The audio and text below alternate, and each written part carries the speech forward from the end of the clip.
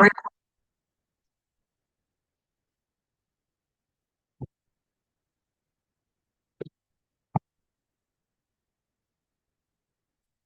right, guys, we're recording. We're going to get started. So we're almost at the end of the semester at this point. We are this week, right? We're doing our last lecture, actually. We have our last lab. And then next week is going to be it's Thanksgiving week. So it's a short week. So I'm planning to do that blockchain and crypto lecture, and that's the last topic. So we've covered all the material at this point that I was going to cover in the semester, all the algorithms, hopefully you understand the whole process, and we've actually started applications, right? So last week we did HTTPS, right? And we talked about TLS.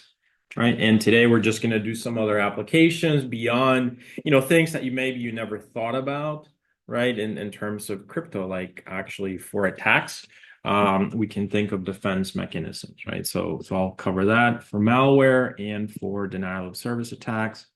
Kind of just a relaxed lecture. And then the lab will be basically we're going to look at creating a malware, like a computer virus, and then how do we create like a type of a antivirus scanner. So I'll talk about antivirus scanners and how that works. So that's basically the plan for this week. Okay. Remember to work on your term project, please. So you're supposed to be working on that.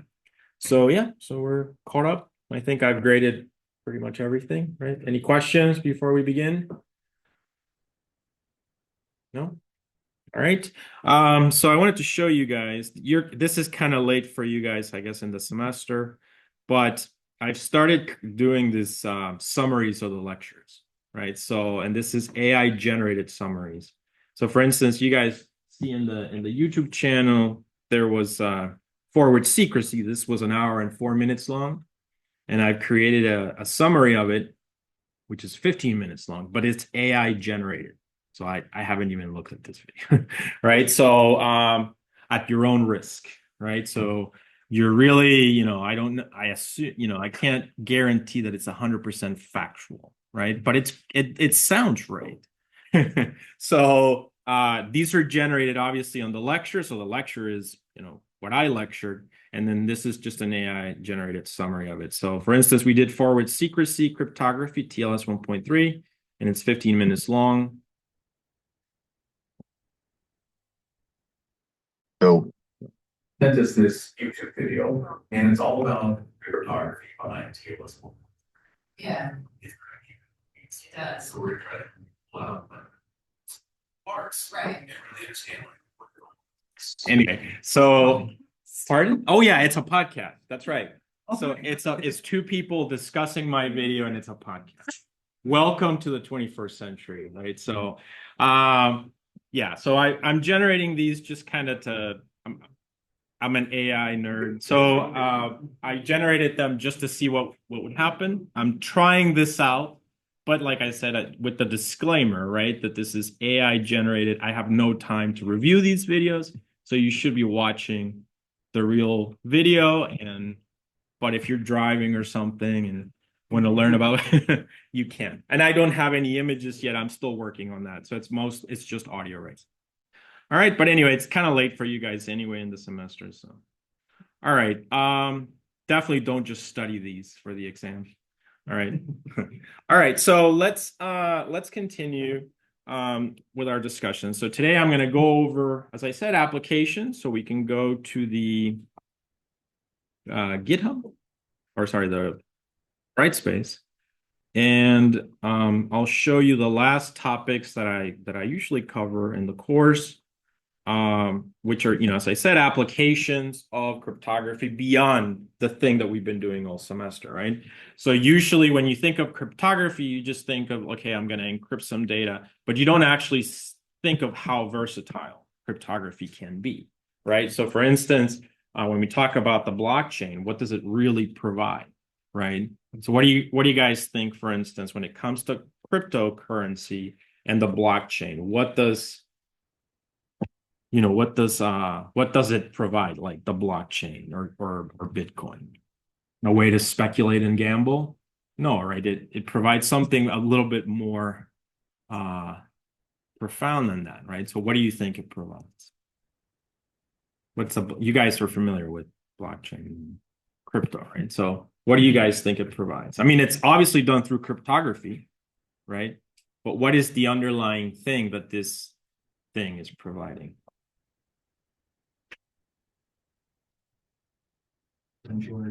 Decentralization, very good. Yeah.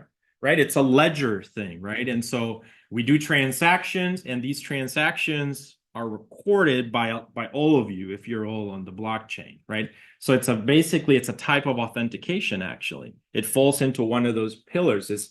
Some people describe it as a thing that provides like a verification of truth, something like that. Right. And so instead of just trusting a ledger in a bank, and trust, and not knowing what those people are going to do in the blockchain, you have, in theory, this truth, right? That they can be modified. So yeah, so it's a type of an authentication. That's the blockchain, and it's an application beyond what cryptography was originally created for, but it's so versatile. Obviously, there's the monetary thing, like the exchange of money and things like that. How about, and like I said, I'm going to elaborate more on these, but right now I'm just kind of summarizing. So what is denial of service? And I'll go into all of these in a sec, but what is denial of service attack? Have you guys have heard of this? Obviously, right? What is denial of service attack? In your networking classes, you've heard about this. What pillar does it affect? So we've talked about the pillars of, confidentiality, authentication. This one actually affects one pillar that we haven't really touched on, right? Which is, it's right there, availability, right? So availability. Why? A denial of service is you send a whole bunch of network packets to a computer, a server, and you try to bring it down, right? And so you'd be surprised that cryptography can help with that as well. All right. And so maybe you've never thought of that. And that's something, it falls under this idea of SYN cookies. So we'll just discuss this application as well. And then how about with malware, right? So malware, you guys know what this is. So there's several things. So there's something called ransomware, for instance, which is somebody comes into your computer, they hack somehow, they grab all your files, and what do they do with them? They encrypt them, and then they have the key. And so what is the ransom? You have to pay them money, and if you do, they're going to give you the key so that you can decrypt your data, right? It's a type of an attack. All right. And another, just general malware, and this will be like the lab that we're going to do this week. We're going to learn what a computer virus is. It's basically just software of some kind. Actually, the code doesn't matter. There's, I don't know if you guys have ever, you guys know JavaScript on a website, right? Which is code. And I've seen malware implemented just in pure JavaScript, right? And like very nasty, dangerous kind of malware that would affect things like Facebook and social media sites, right? So basically, it's just some code that runs in the background and it tries to copy itself, right? It makes copies of itself, and it could have a payload or not. And the payload could be something nasty as well. All right, so how do we detect malware? So there's different kinds of malware detection. So I added this link to this paper. So if you guys want to read it, there's basically like two types of malware, right? There's like, or malware detection. There's the static analysis, and then there's dynamic analysis. And static means basically you just look at the file, right? This is all malware solutions that are available out there, like Gaffy, Symantec, all of those, right? All the traditional ones, they do static analysis, which is basically they don't run the files. They just look at the file and somehow they detect if it's a virus or not. So we're going to talk about that. We're going to talk about polymorphic viruses and what they are, and you guys will understand that easily. And then dynamic behavior is because of polymorphic viruses. Then instead of just looking at the file and using cryptographic tools, you have to actually run the virus, right? You run the virus in a sandbox, and then you look at the behavior of what it's doing. So it's going to make a whole bunch of DLL calls, and it's going to check ports and check files and things like that. So you're basically running it in a sandbox type of an environment. Okay, so that's dynamic analysis. We're not going to cover that. Usually you'd approach that problem with like machine learning or something like that. But we're going to look at the static analysis problem, and then we're going to see the downside of static analysis, right? Which is, you already know, kind of how, why, but I'll elaborate. All right, so anyway, so these are some of the applications that I wanted to cover today, just so that you can see. And the amazing thing is, the main tool, usually in cryptography, that is used for a lot of these things is hashing. All right, so hash functions. So again, we started second week, we looked at hash functions, right? And you notice that hash functions have been there all the way, right? So they were in digital signatures, to verify things. So they've always been present. So what was hashing again? What were hash functions? What was the general definition? It's a function that takes an input and an output, right? So what was that definition? Takes variable length input and produces fixed length output, right? So it's going to be a hash value. And this is MD5, SHA-1, SHA-256, all these. We even did an XOR algorithm. Okay, so hash actually is the tool for malware detection and static analysis. Hash is going to be the tool for denial of service attack also, right? In crypto, even in blockchain, we'll see hash calculations and so on. So a very fundamental idea. Why? Because when you give it something of variable length, a video, a movie, etc., it should produce, in theory, what? A unique number, correct? What happens if you change just one bit of that file? Then the number is completely different. You guys see that? So that's what we're going to look at. So I'll start with denial of service and availability. That we'll just discuss it. I'm not going to do a lab of it, and then we'll move to malware and kind of implement the computer virus on the Linux VM. It'll do first we're going to build it, and then we're going to try to think, okay, how would this work as far as an antivirus scanner? And then you see you've been paying what, at least in the past, you'd pay $100 for McAfee or whatever it was, or Symantec, and what were you really paying, right? So basically just a whole bunch of hashes. All right, so the work of collecting all these hashes for individual computer viruses. All right, so let's start with availability. Right, so denial of service. I have some slides here. Okay, and I have SYN cookies, which is the solution to the problem.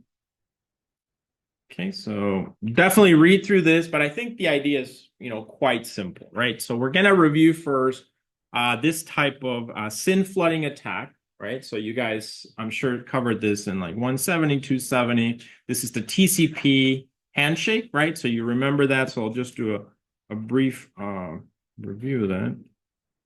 Where's my... There it is.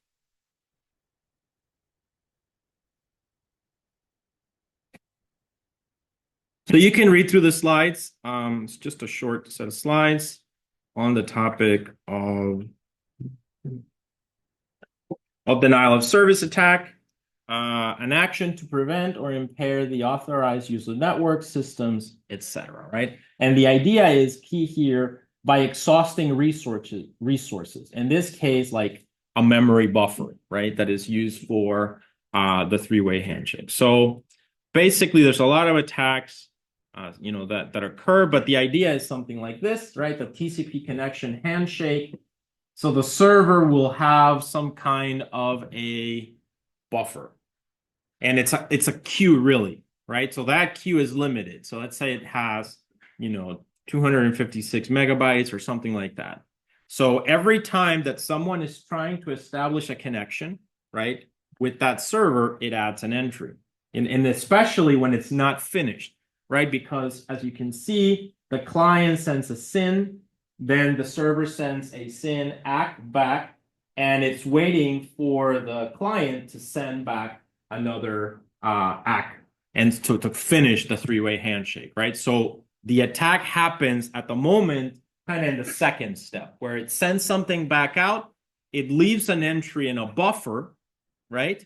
And then it never hears back from the client. This is just one type of an attack. Again, I'm not discussing network attacks, but just how cryptography is used here. And this can be generalized to a lot of problems. Does that make sense, guys? So yeah, so you guys should be familiar with it. So client comes in, server sends something back to the client, but in the server, a buffer exists. Like think of it as an array or something, and a new entry is added to that. And what if you do like a massive SYN flooding attack? Then you fill up the entire buffer, right? And the question is then, once it's full, what happens? You see what I'm saying? And then boom, you have a denial of service attack in its simplest form. So then how do you defend against this, right? So that's kind of the clever idea, and cryptography has provided a solution for it. So let's go now to the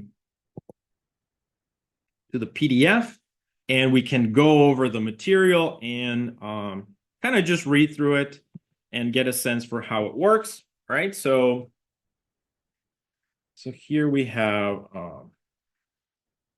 this is just going over the types of an attack. But so let's kind of read through it a little bit. So the learning objective here is to understand the SYN cookies, and that's the name of the defense, right? SYN cookies in a Linux system, by the way. So SYN flooding is a type of denial of service attack. When a SYN packet is received by a server, the server allocates some memory in the SYN queue, which is what I just said. So the SYN information can be stored. Then the server generates an initial sequence number and sends an acknowledgement to the client, hoping to receive an acknowledgement back from the client to complete the three-way handshake protocol, which is what I stated. The server will acknowledge back from the client to complete the three-way handshake protocol. The server will hold the allocated memory for a period of time. If the expected acknowledgement does not come, the memory will be freed after a timeout. In a SYN flooding attack, the expected acknowledge never comes. Instead, the attacker fakes a large number of SYN packets, right, to fill up the buffer. Because the server has to allocate memory for its SYN queue for each of these fake SYN packets, it can eventually hit exhaust its memory in the SYN queue, right? So that's the idea. As results, any further SYN packet will be dropped due to lack of memory. So to resist against this attack, this SYN flooding attack, a technique called SYN cookies was proposed. And it's basically based on hashing. So the idea is that now, instead of filling up the buffer, or maybe when it's full, what do? So you receive a packet, and then you take information from that packet. Plus, you generate a sequence number. You guys see that? And then what do you do to that like set of values? You hash it. And then to that hash, you add the sequence number, and you just send it out. Do you see that? And so now you don't have to have an entry in the buffer. You just, because you sent it out, right? If it comes back as as in the last step of the process, then the server can recompute the hash. And if it matches, boom, oh, I sent this out. Do you guys see that? And then it can reconstruct the whole thing in the buffer. That's it. And it's like, a very clever way, right? And it just uses cryptography to solve this problem. So this is the whole point of like today's lecture, is I wanted to show you how, if you're creative, you can use cryptography in so many fields. So let's go over the basic process here. Let's just kind of read through it. So to resist against SYN flooding attacks, a technique called SYN cookies was proposed. SYN cookies are used to distinguish an authentic SYN packet from a faked SYN packet. When the server sees a possibility of SYN flooding on a port, it generates a SYN cookie in place of an ISN, right? So it just generates a slightly different number, which is transparent to the client. Actually, SYN cookies can be defined as particular choices of initial TCP sequence numbers by TCP servers. So it's just like it's choosing another scheme of the numbering system, is what this is saying. All right. So the SYN cookies have the following properties. They are generated when the SYN queue hits the upper limit. Okay, the server behaves as if the SYN queue has been enlarged, essentially, but it doesn't keep any values in there. The generated SYN cookie is used in place of the ISN. The system sends back SYN and ACK response to the client and discards the SYN queue entry. So it doesn't keep anything in the buffer anymore. It's like it just sends all the information back out, and it's waiting to hear that back. If the server receives a subsequent ACK response from the client, the server is able to reconstruct the SYN queue entry using the information encoded in the TCP sequence number, all through hashing. Okay, so that's basically the overall definition. These are just a few. If you guys want to do the lab on your own, I'm not going to do bonus points or anything like that, but you can do it as fun. So you know, obviously Linux has like a mechanism for preventing SYN cookie attacks, so you have to turn it off. And so you turn it off in your VM, and then you know, follow these instructions just to see how that works. So exploring the SYN cookies implementation. So we just want to get an idea basically of how it works. You can see that a hash function is proposed. So exploring the SYN cookies implementation. So the main goal of this task is to come up with an effective SYN cookies design. So well, this is just proposing ideas. So the challenge is design a way for the server to generate its ISN such that SYN flooding attacks will not work. So basically here, you want to have some kind of a scheme to generate the SYN cookies, right? And you can see basically the cookie could be equal to taking from the packet, right, that came from the client, you take the source address, destination address, source port, destination port, which are distinguishing factors of that packet. And then you add, and you hash it, and then you add a sequence number basically to it. And that way, when it comes back, it can reconstruct it.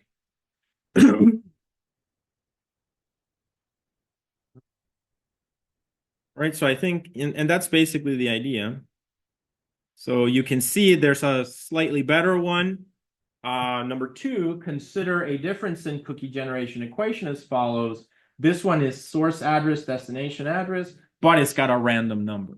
By adding that random number, it's something that you can keep track of. This is the random number that I'm, you know, let's think of, you know, that should happen really fast, right? The TCP, the three-way handshake should happen within an hour. So every hour you just have a specific random number that you're using.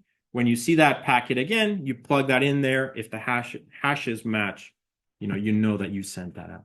Do you guys see that? So this one might be, that's what this is saying, which one might be better. So this one might be slightly better. And you can see each one is just getting a little bit better. It's got more information, like that one has a count also in option number 3.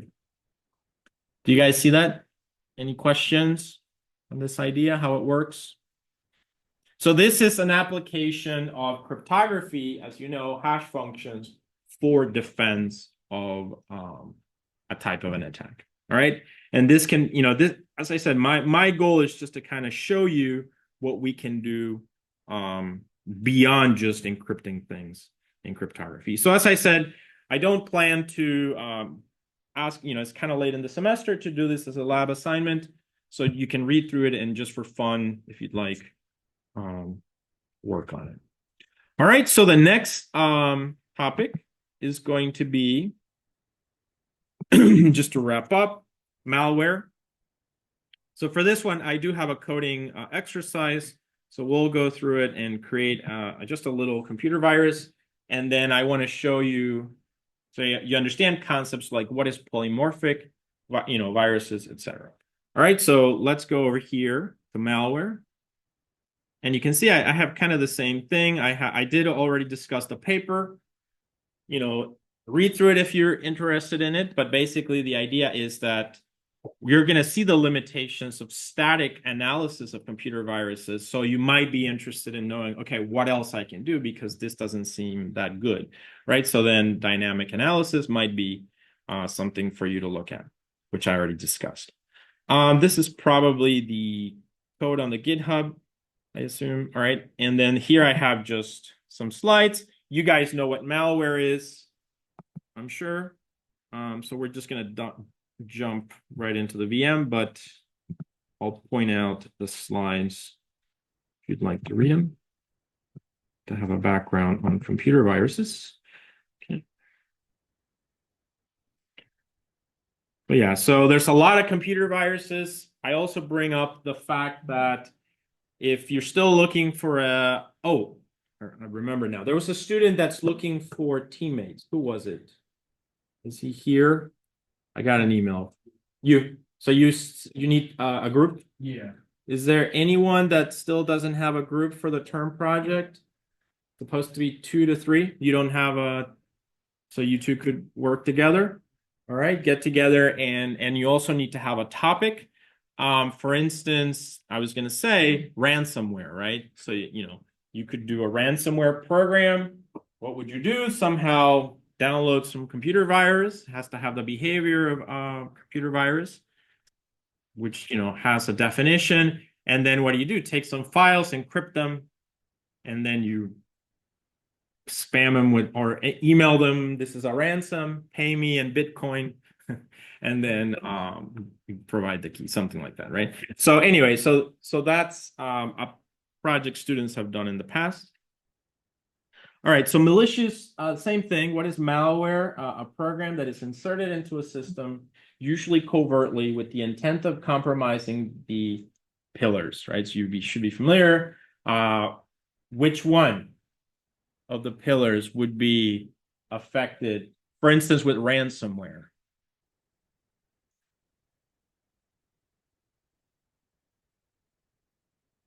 Which pillar? This could be an exam type question, right? So which pillar is affected with ransomware?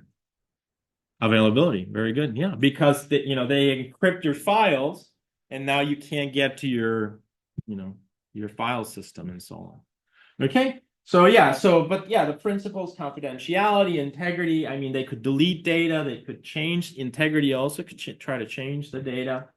All kinds of things. All right. So there's a lot of computer viruses, virus, worm, zombie. You can see here, Trojan horse, all of those. But essentially, we're going to talk about the common theme, which is just some code, and it tries to replicate itself, right? So that's the exercise that we're going to try to do, I think. Good look.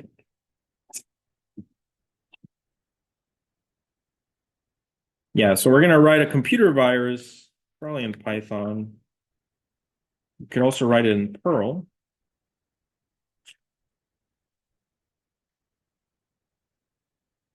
All right, that should be fun. All right, so I'll give you the code for that. We'll create some files in a folder, and the point will be to infect those files, and then when you double click on those files, they'll infect other files, and it'll spread. Obviously, this depends on having there's the principle of least privilege, which basically means that it depends on the permissions, right? So it's going to attack a specific account. So that's why it's recommended, as you guys know, not to be root all the time because, a virus could wipe out your entire file system. But yeah, within that, we're going to attack some files. All right, so yeah, so here's, just classifications, informal classifications. But basically, there's a propagation mechanism, okay, which is the infection of existing content by viruses that is subsequently spread to other systems, okay? All right, and then there's other things like, having a payload or not. In the computer virus we're going to talk about, I'm not going to have a payload. It will only have the mechanism of, spreading. So infection mechanism, trigger, and payload, right? So you can see that here. The trigger is just like, on this date, unleash the payload or something like that. But the infection mechanism definitely is the thing, right? So you double click on it or something like that, and then other files get affected. So then how do you, and then here's the pseudocode basically that we're going to try to implement. So then, in static analysis of malware detection, how does it work? How do you implement with cryptography a solution to stop or detect computer viruses? What do you guys think? Knowing what you know about cryptography, how do you use all those tools to build a system that can stop or detect malware? If you're just doing static analysis. Hashing again, right? So how does that work? So let's say that you're Microsoft, right? And you have a lot of information, a lot of engineers, and they're constantly looking at things. So they find a computer virus, and they're going to start looking at the files involved in that computer virus. So then there's a file, some file, and then what do you do with that file? You hash it. And now when you have that hash, it's in some library or sorry, some dictionary or some database. And then now what you have to do whenever you're scanning a new computer is you take all the files in that computer, hash every single one, and then once you have those hashes, look for it in your database. There's a match, you found a computer virus.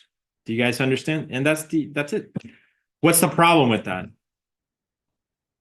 It would take a long time. That's true. What else? Exactly, modify like a bit, right? So if you think of a computer that is copying itself, right? What's it doing? It's gonna, it's got its code and it's gonna grab its own code and copy it somewhere else. When it's doing that, just have a function that generates a random value every time. So then now, because you're changing just one value in that new copy, when you generate that hash, it's impossible, right? They're not gonna match at all. And so that's called a polymorphic virus. It's a very fancy term for just adding one number that's different and not making an exact copy. Do you guys see that? See the downside of it? So you're paying all this money basically for a database of hashes.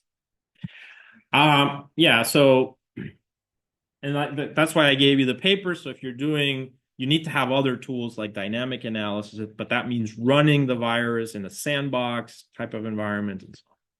All right, so we're going to basically implement that. So I'm going to go over creating a little virus. We're going to play with it. And then, as I said, we're going to build some kind of a hashing tool to detect some computer virus. Okay, but you should understand that this is not secure for polymorphic viruses. All right, so you can read through the slides, and basically this is all pseudocode. It talks about worms and stuff. When you guys cover ITS 450, which is software assurance, for those of you that haven't taken that course, that one covers computer viruses also in like a web environment, but that's more specific to like defenses of that. All right, so let's go ahead and start the VM. Okay, so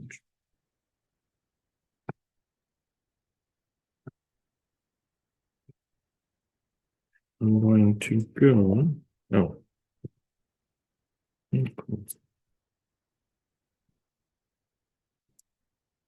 oh, there we go. All right. Okay, so yeah, so we've covered. So I went over the definition of malware, definition of SYN cookies. So remember those two concepts. I could ask you basically on the exam, just explain what is a polymorphic virus? How does cryptography help with malware detection? Or what is SYN cookies? Explain how that works. All right, so let's go to the virtual machine.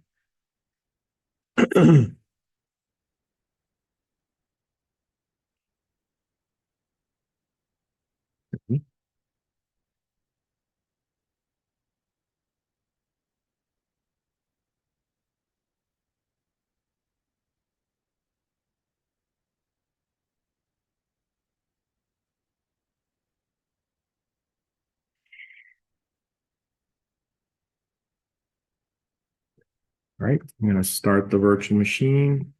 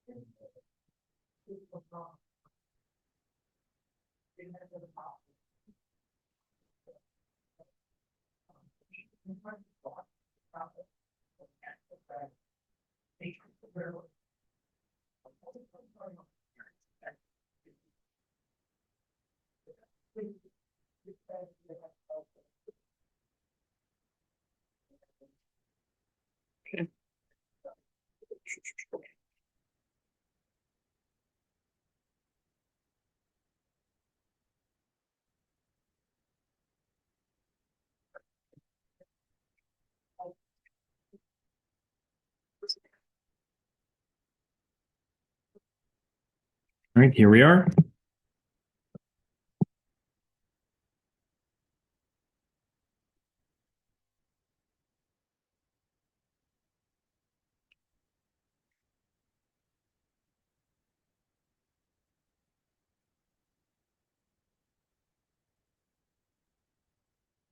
Okay, so here, let's go to the terminal. We're going to create some file. It's going to be all in a folder. I'm going to create some files to infect. Then we're going to create the computer virus, make it executable. And then we're going to think of how we can create the hashing process to create an antivirus scanner, basically. And then look at this idea of polymorphic virus just to corroborate that we cannot detect those. So let's CD into the desktop. You guys can see that. Okay. CD ITS 350.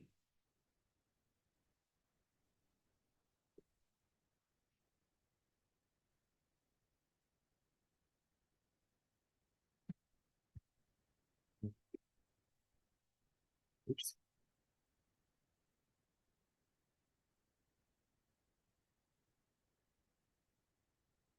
All right. Okay, so I'm going to create a new directory. I'm going to call it malware. We're going to CD into it. All right, I'm just going to have some files in here. My goal with this is going to be to, like I said, so these files are just going to be normal text files, but we're going to try to convert them into copies of the virus so that when you double click on them or run them, they'll basically infect other files, right? So let's create so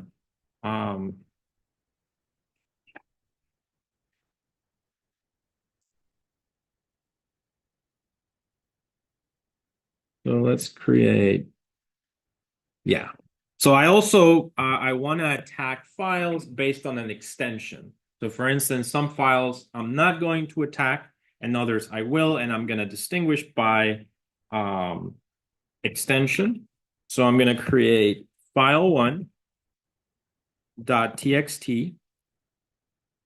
So this is going to be just add something in here, such as file1, right? That's one file. Then I'm going to add another file, file2.txt. And I'm just going to say in here file2. Okay. Then I'm going to create a third file, and I'll just choose maybe not to attack these files. So I'm going to create file1.foo. And so this will be file1.foo. So I'm not going to attack these. Okay. All right, so here right now, I have 3. I'm going to add a third txt one.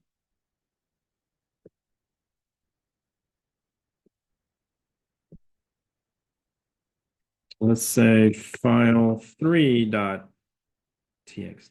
Okay. Whoops. And then let's add one more foo file. Okay. Nano file 2.foo. File 2.foo. Okay. So basically here I have my 5 files. Okay. And now they're just normal files in the system. We can look at the permissions. So a virus would have the seed privilege basically, and it would attack the files that have the same privileges. So we're going to create a little computer virus called a crackling virus. Okay.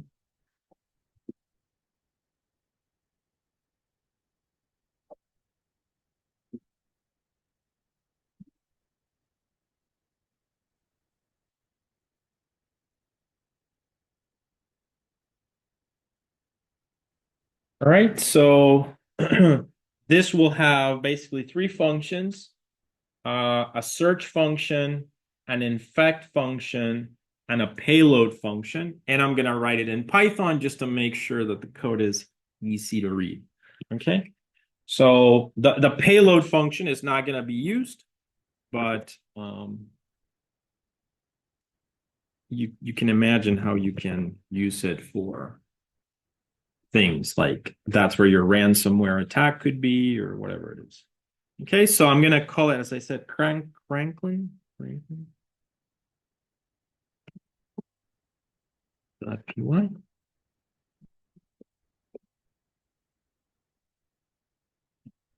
All right. Okay. So we're going to say, I'm going to add the shebang, which should be user bin Python or something similar.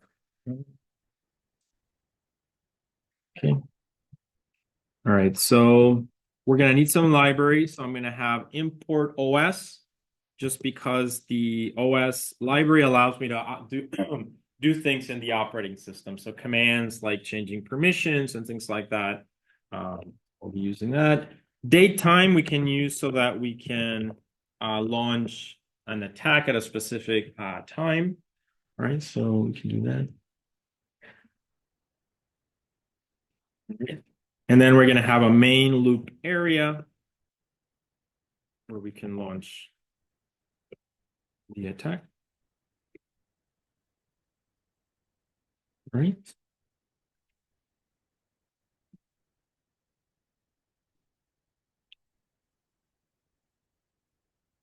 So in general, it's going to follow a specific approach such as this. Wherever the file is, right, it's going to attack that. So the current working directory in this case, maybe you went online, sorry, you got an email and it says, click on this, and you clicked on it, downloaded the file, and then you double clicked on it thinking it was something, and it runs, right? So that's the idea.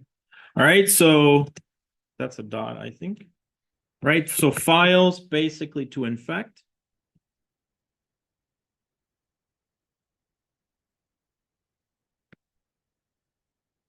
Files to infect, and this, basically we're going to have a function called search that kind of looks at the files in the current working directory, and it's going to decide to attack, which ones to attack. Okay, and then once you have the files to infect, we're going to call our function infect, and we're going to give to it files to infect, just like that. And then finally, and that's basically it, although payload is not going to have anything. All right, so that's the easiest one to define. All right, payload. So I'm just gonna add here a line. So it's gonna be define payload. 1, 2, 3, 4. So this would be something like your ransomware, or deleting files or something like that, right? So something bad that you're doing. Okay. So yeah. So in this case, I'm just going to add a specific sample. So something like if date time dot date time dot now dot day equal, what is today? 19th.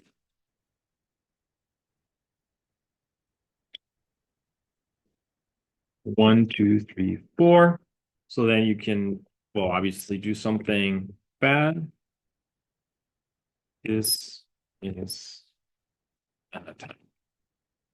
Okay, so that's basically what a payload is. It's just launching some kind of a thing. So here, let's go ahead and try this one just to make sure it works. So I'm gonna ignore these for now. All right, so I'm gonna run the code. Okay.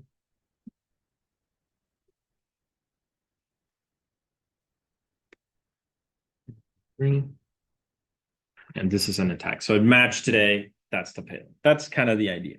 All right. What we're more interested in is how the virus obviously does the infect part. So that's going to be the challenge. But let's go ahead. Let's think here. Right. So we're going to select the files that we want to attack first. Okay. So let's do that. And if you were going to do ransomware, you would also use the similar approach. You decide which files you want to encrypt. You're going to grab them and you can encrypt them with some function. Okay, so I'm going to go. Now we're going to focus on search. I can enable this line of code.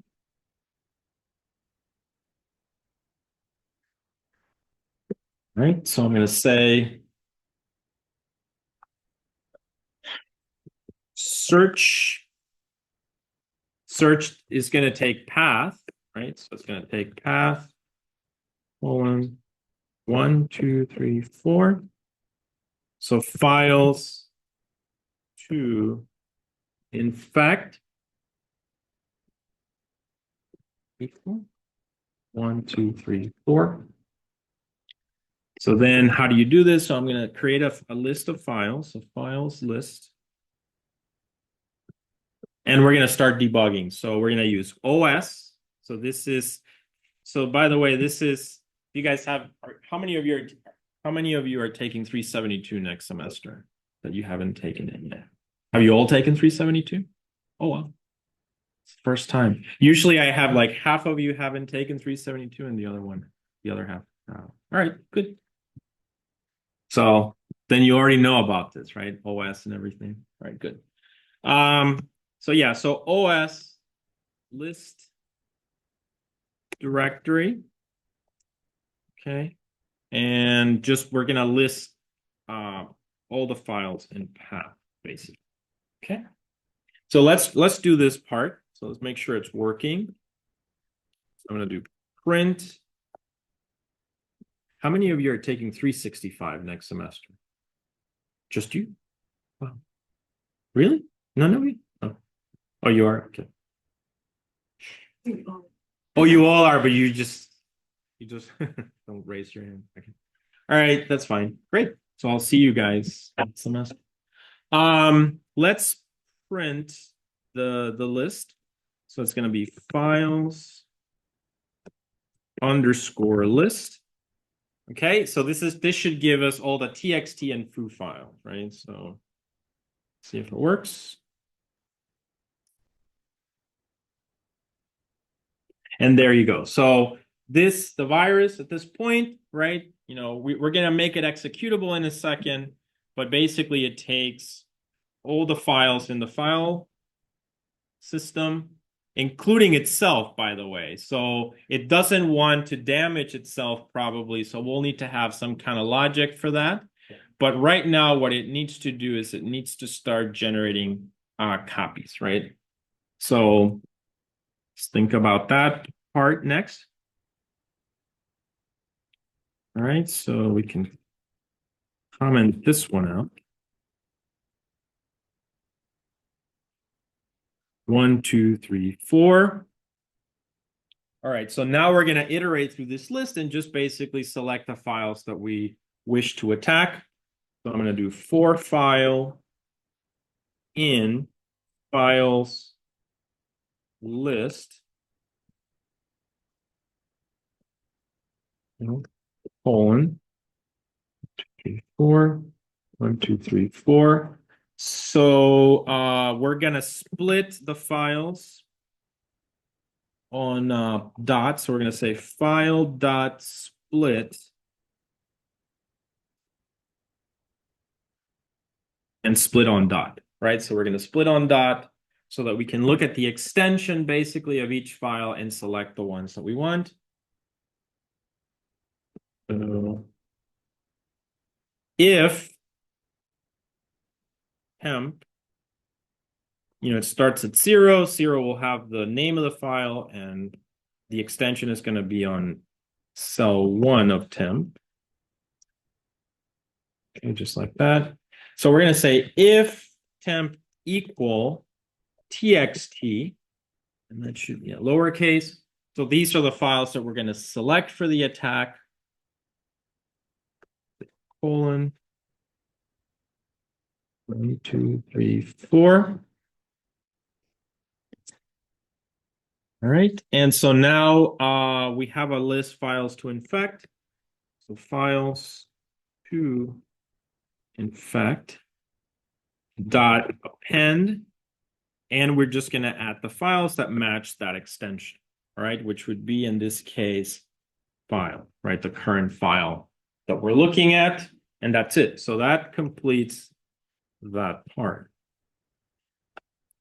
1 2 3 4, and now we're just going to return files to infect. Just like that, and we're done, right? So we can print those. So I'm going to go down here. Print files to infect. All right, so let's try it.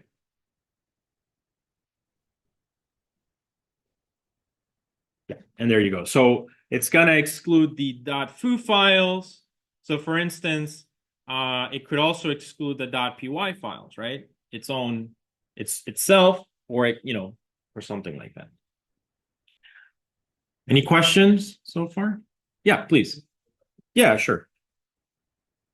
But yeah, we're almost done. So we just have the infect part, which is like the main, and this is just the propagation behavior of a computer virus, right? And then after that, we need to create the code to like detect a computer virus, right? So, and we're going to look at that. All right, so the next stage is going to be the last function, infect, right? Files to infect. So we're going to go over here and add this new function.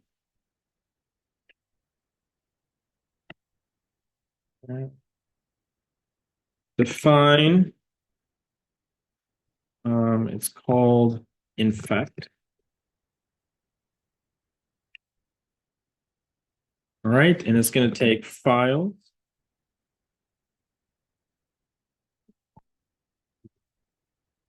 All right, so that's basically now we need to make changes to the files. The virus needs to get a copy of it, make a copy of itself, and then basically overwrite other files with its own code, and then make those executable and so on. All right, so we're going to take a look at that. So let's try this out. So let's do 1 2 3 4. So I'm going to add a print statement here. Print files, no, propagation, right?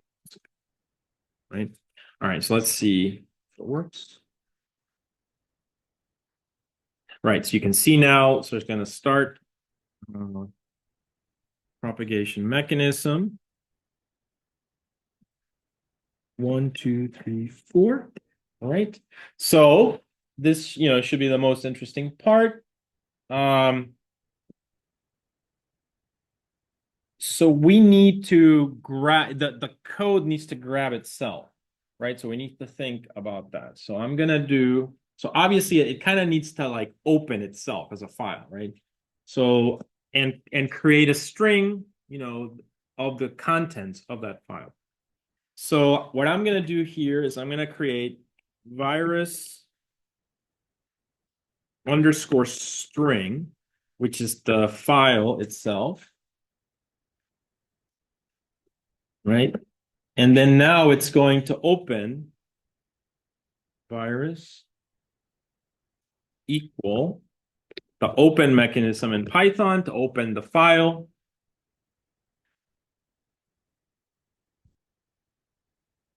And we're going to say os dot path dot absolute path.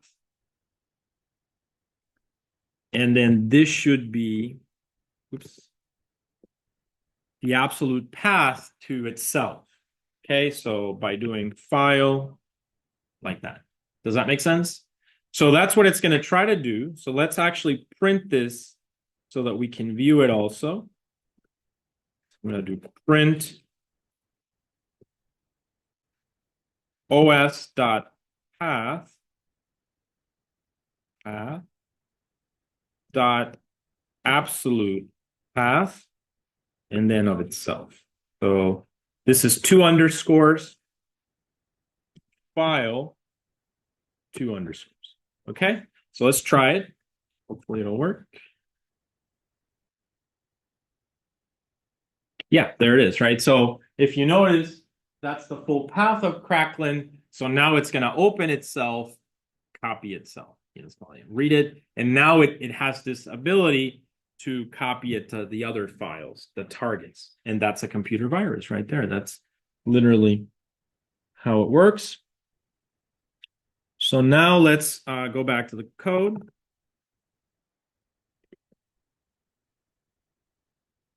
Nano, okay.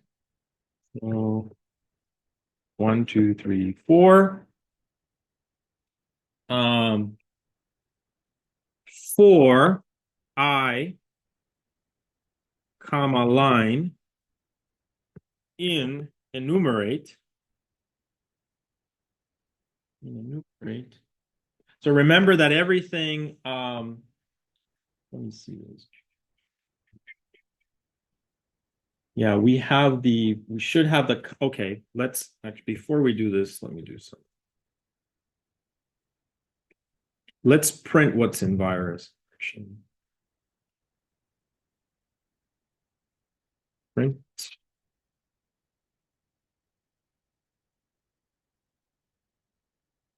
All right, we're going to print that.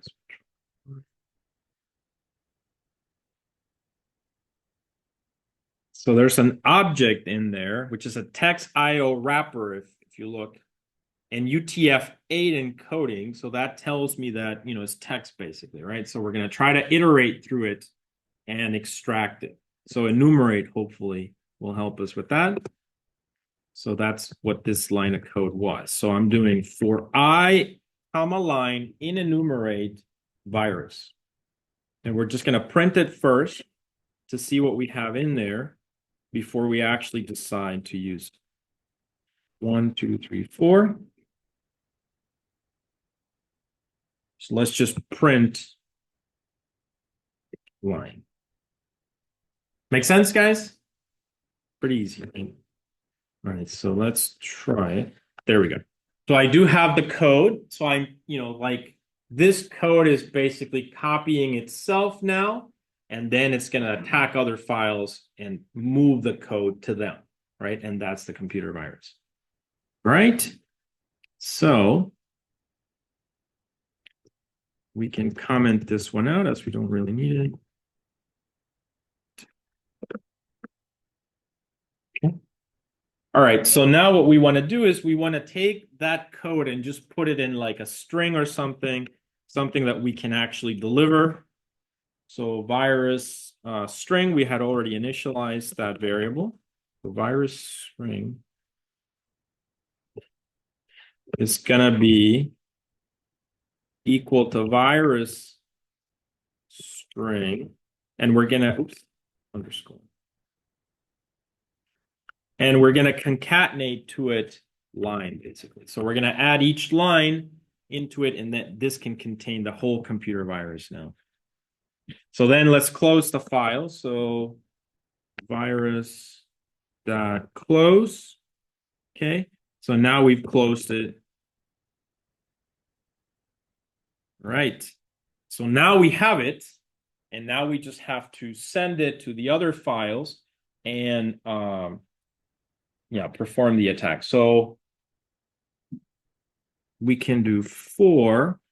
Now we need to iterate through the files that we got, right? The files to infect. I'm going to say for fname in files to infect. 1, 2, 3, 4. 1, 2, 3, 4. Okay, and now we just open every single one of the files, and we need to move the computer virus to them, right? And that basically is the propagation mechanism. So F equal open fname, right? So that opens the file. Temp, we can read the contents of that file currently. So f.read, right? .read, and then f.close, basically. Just like that. So that we're almost done. So that reads the code, and then now that we just say the contents of that file. So that information, from the text files, we have it here in temp. If we want to keep it, it kind of depends on what you want to do.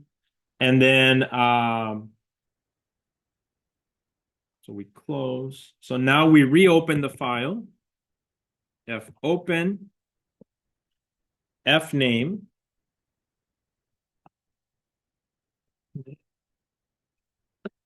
But now we're going to write to it, right? So we write. And so we're going to do f.write virus string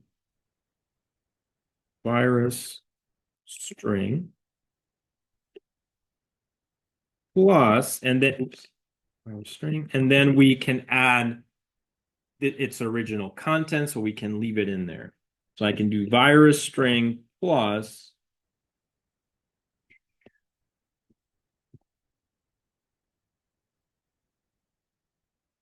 I'm going to add some comments, double quote, and then concatenate the temp, whatever was in there before.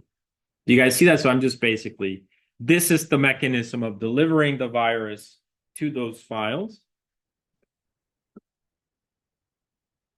And now f.close, close the file. And finally, what we want to do is we're going to change the permissions of the files so that when somebody clicks on them, they also infect other files. You see that? So that's a complete computer virus. So in this case, that's easy actually to do. So you can just do os.system. Again, all of this depends on you having the permissions, right? So you have to be hijack the account for this to work. So you won't be able to do this on root owned files, but you do OS system, which you probably remember from 372, and then you can do chmod chmod u plus x space plus f. And that should change the permissions of the files. If you remember user, and you made it executable, basically. All right, that should be it. We can add a return if we'd like here. Like that. All right, so we're gonna try this one and see if it works. All right, so Control X, Y. When we change an executable file, if you remember, the color changes, right? So the file one, the .txt files should change color. So let's see, unless we get an error, for instance, right? So let's see. Did I get it? No, it seems to have run. Okay. And you can see the color has changed. So the file one, file two, file three that have a .txt extension have now been infected. So we can take a look at them. File one .txt. You can see they have the code and they even have the little temp part at the end. Make sense, guys? All right, now the key question is, if we run these files, will they infect other files, right? So that's where the spreading comes in. So crackling, even if you detect it, once it's run, it's infected other files, and then these files can infect other files. And so the way to test this is to add a new file, right? And see what happens. So I'm going to do nano new file one.txt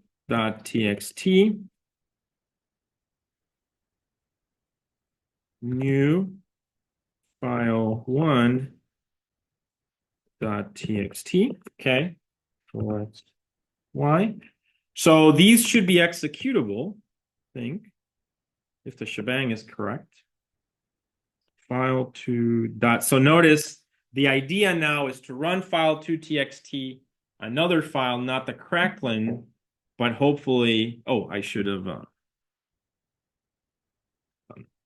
Right. So new file is the one that needs to change color now. And I think that first line of the shebang is not right, but we'll see. So again, I'll just run file, let's say 2.txt. Yeah, see, it's the shebang is not right. Let me redo this. Do you guys know? Did you guys figure that one out?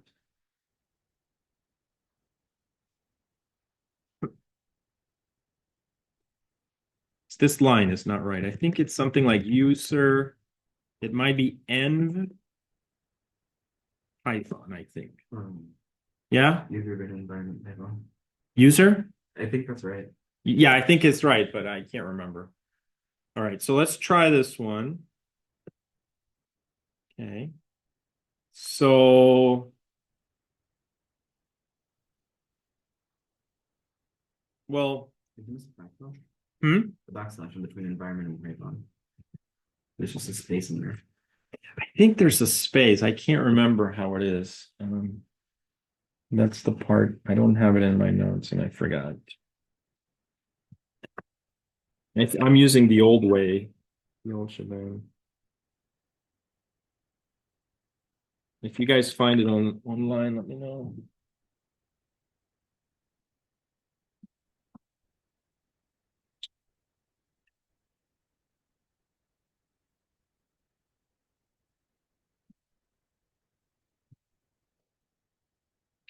All right, so yeah, user bin.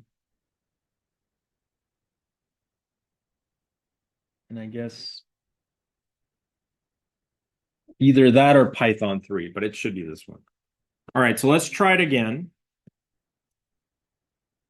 Okay, clear. ls-l, so new file one should be infected now. I'll use Cracklin, and then I can add a new one.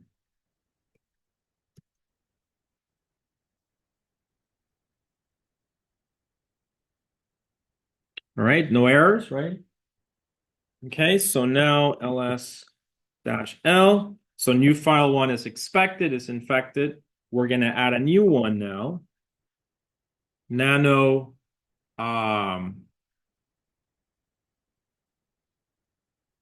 second new file one dot txt second new file one dot txt.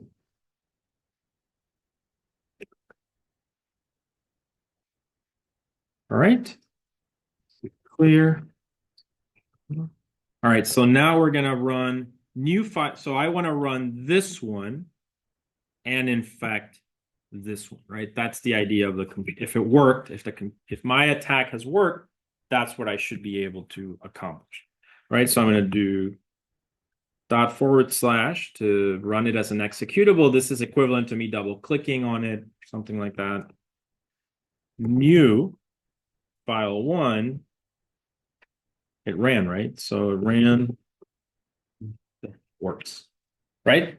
Do you guys see? So that's the behavior of the computer virus.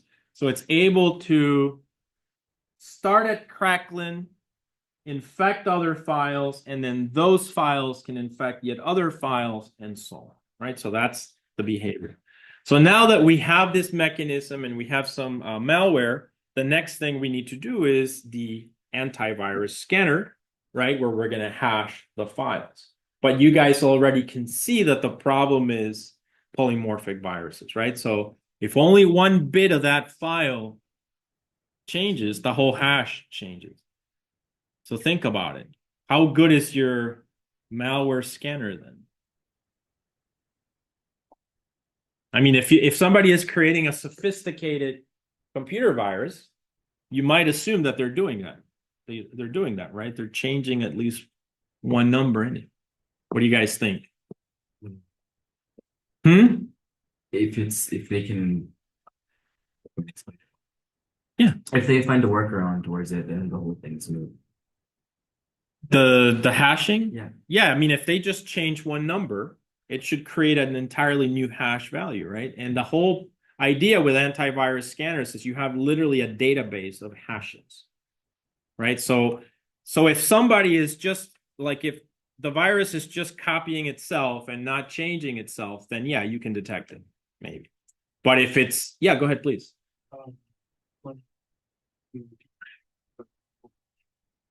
Yes. Mhm. Yes. Right. So the idea is that it's a computer virus that's propagating, right? So it started with Cracklin, and Cracklin infected, let's say, new file one. And then you can see that here. This one is infected because it's green, but this one is not infected. So then in the second time, I didn't have to run Cracklin anymore. I ran new file one because that one is now infected. And that one effectively infected second new file one. And if I create a third one, and this is propagated. Yeah, please.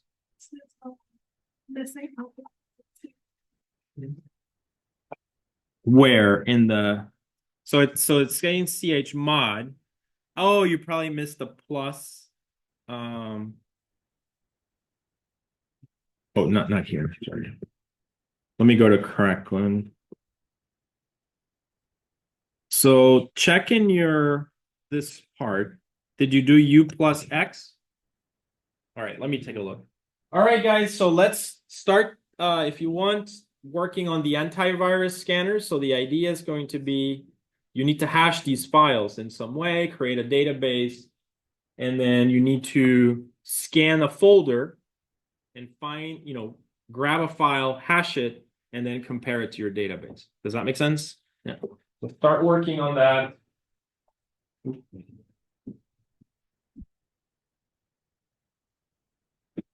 What's your error?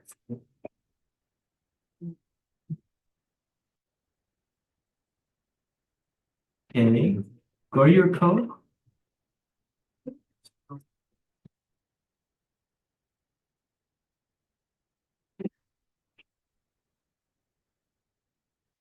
Oh, space, out of space. So if you notice, I have CH mod space plus X space in the double. Oh, I didn't. See, that's. What? Guys, any other questions? Everyone with me? This is on the GitHub, by the way, so you can get it from there. All right.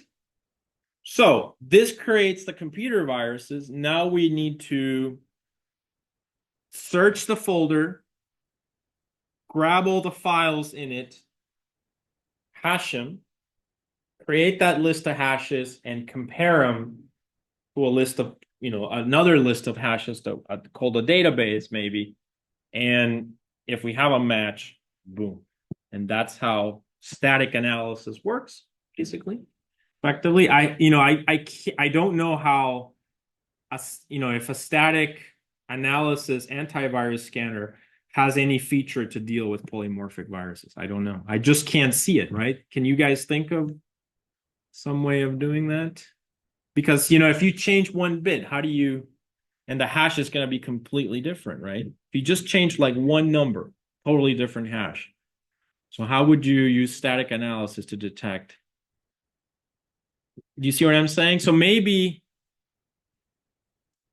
the time when so other mechanisms, right? Maybe actually reading the code and seeing if a lot of the code matches.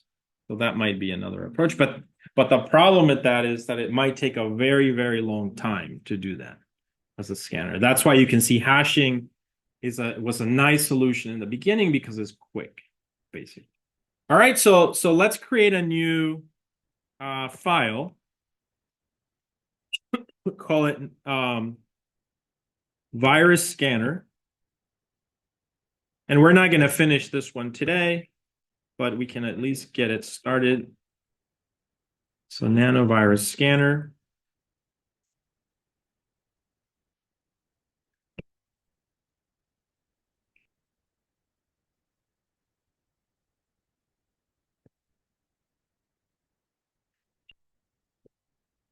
All right. So basically the same thing as before. We need to do the search function, basically, right? We're going to grab all the files to that we want to hash. So I'm gonna basically use that same idea. I'm gonna create a function called search. Okay.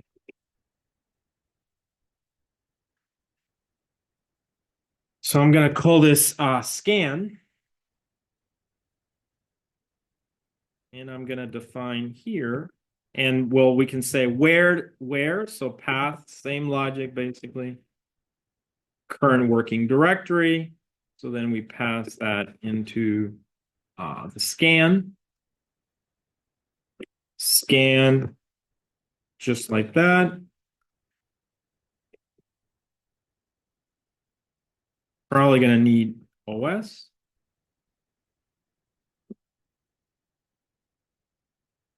So let's 1, 2, 3, 4. All right, so files now to hash. Files to hash. It's going to be a list. Okay. And then same thing.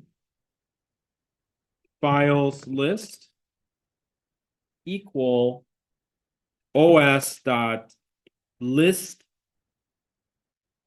directory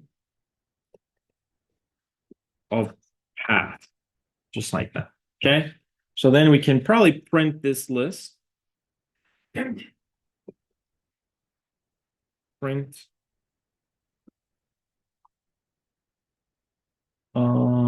files list. Make sense? All right, so this is the first part. So we're basically now scanning. So this is, you start your scanner and it's just like looking at all the files, grabbing them, hashing them, and then we need to compare them to some database so we can have something database of of hashes of known malware hashes. Let's say of known malware. Okay, so this is where we would have that, and that's basically the logic. Let's go ahead and run this. There.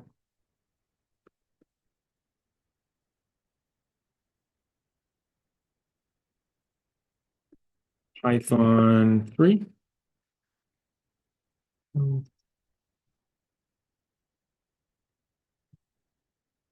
Oh, fine.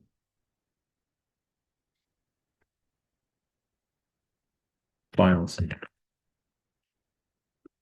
Okay.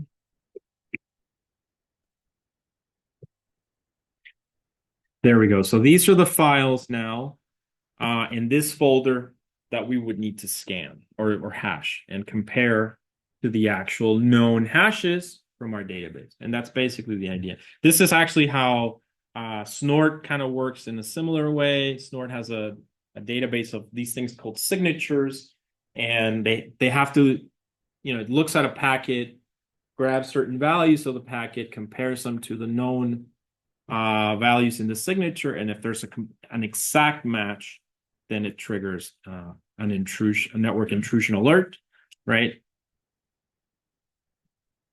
Otherwise it's a research area, I would say, right? So using AI or something to try to detect. So it's a big problem. As you can see, hopefully by looking at this, you realize that this is not very robust, right? And it's actually a very hard problem to detect computer viruses and things like that.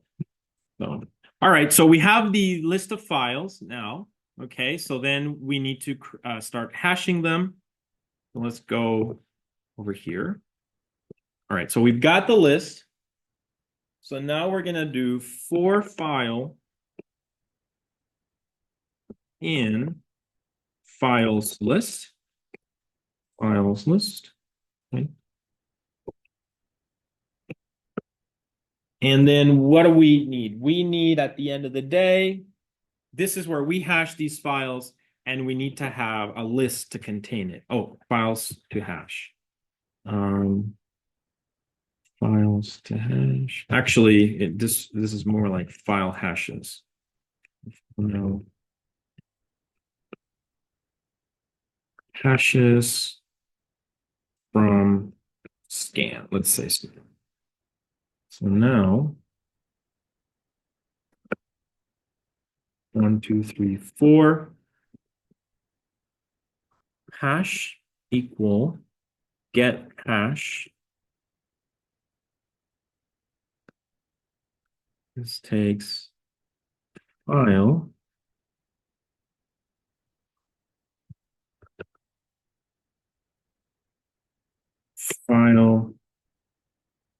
hashes from scan dot append. Now this, of course, could be something like a dictionary where you have, okay, the name of the file was this, and to have more information, I'm just going to keep it simple.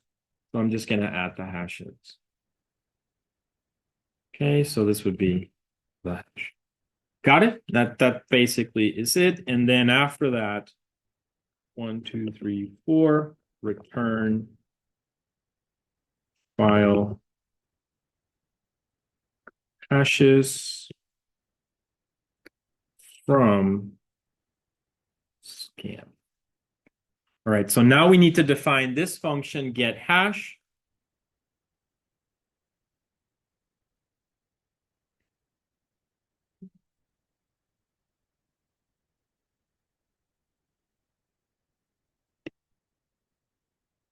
So define get hash. It takes in file, right?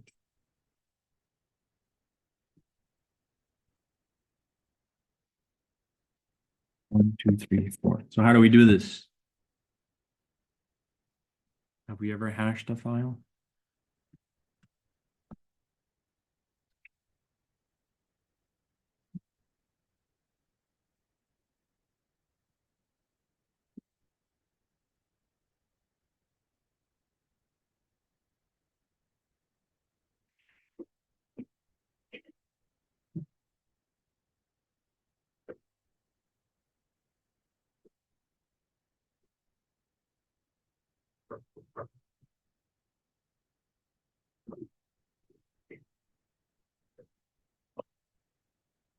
No?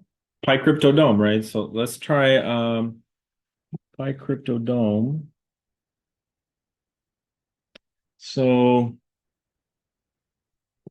from crypto dot hash import SHA-256, right? Was it like that? Oh, it's uppercase. SHA-256. You guys see what I'm doing? All right, so then we can here 1, 2, 3, 4. Let's open the file. F equal open file. M equal F dot read. Is it R? Hmm? R. Oh, sorry. Then F dot close, right? Everyone with me? And then what? We hash it, right? And that's it. See how simple it is? And so now you guys know, PyCryptoDome, but you can use it for other applications beyond what we did in class. So let's do that. Hash.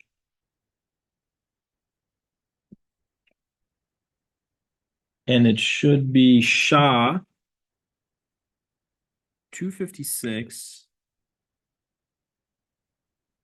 dot new. Oops, it should be lowercase. New. And then M, correct? Just like that. And then from here we can decide, I think we had some ways of printing like the digest of it, right? Was it something like hash.digest? Let's do return hash. Let's try digest. I think it's something like that. Make sense? So we hash the file. We should return it back to this one, append it, files from hashes. Those are scan. Scan returns the files. Scanned hashes, right? And let's see if we can just see them. So print scanned hash. Everyone with me? Let's see if this works. Clear.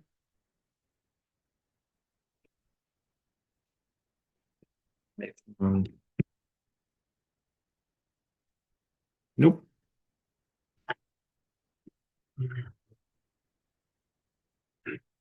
The byte. So it wants it converted to bytes, right? So forgot that.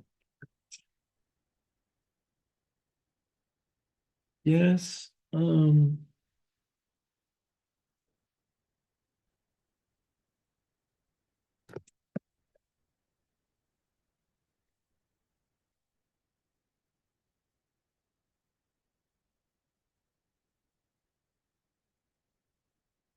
Try this.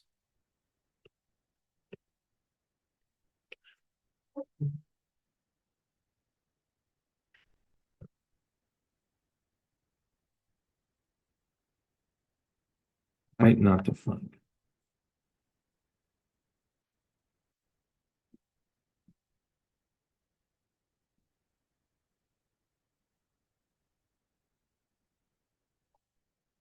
So we're just having a little technical thing there. Do you guys know the code for it?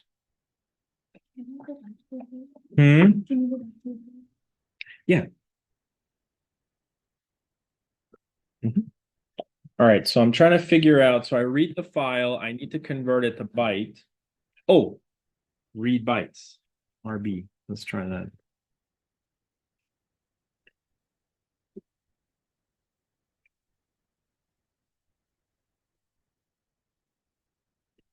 Right, maybe. Okay, so read bytes, get rid of this. Hopefully that'll work.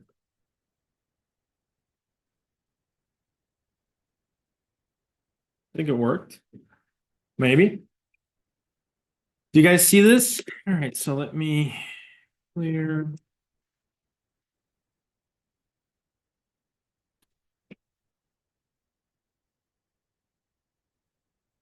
There we go. So first it's just printing the files, then it is printing a list. And they seem to be the hashes. They're just not, this is not gonna work really when we do like the comparison. We probably want them in like the string hex digest one. So I wonder if that's, I can't remember. I think it's maybe hex digest. Let's try that. Better. There we go. So this is going to work a little bit better because these should be strings, basically. You guys see that? So, you know, I have one hash here, another hash here, and so on. So now, I've scanned the file system for all the files. I've calculated my hashes. And then now I can compare these hashes to my database. And if one of these matches, virus, computer virus. That's the simplest way of creating a static malware scanner. But as you know, what's the downside? Polymorphism, changing one bit, one number, one letter, one random value. It's not going to work. That's why it's a hard problem, right? Any questions, guys? So it's 5:35, so this is a good stopping point. We'll finish this up on Thursday. Yeah. Yeah, sure. And I'll probably load this once it's finished on the GitHub. So this one I'm kind of writing it right now. But yeah, think about it. All right. All right, guys. So we can stop here for today, and I will see you on Thursday.